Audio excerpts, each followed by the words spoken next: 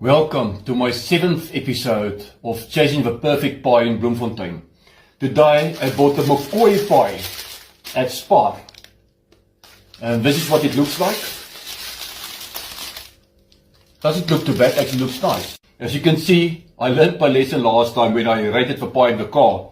So thank you very much to Soapy Rides for offering to wash my car. They did a very great job. Soapy Rides is very next to Gardenia Center. See what it tastes like.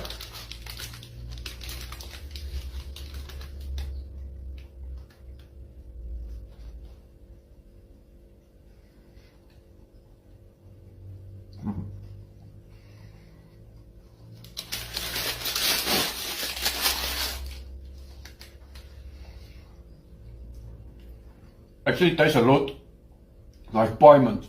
It's very nice, I must say. It's really nice. I give this pie a 7.5 out of 10. Thank you guys, till next time. Love you all.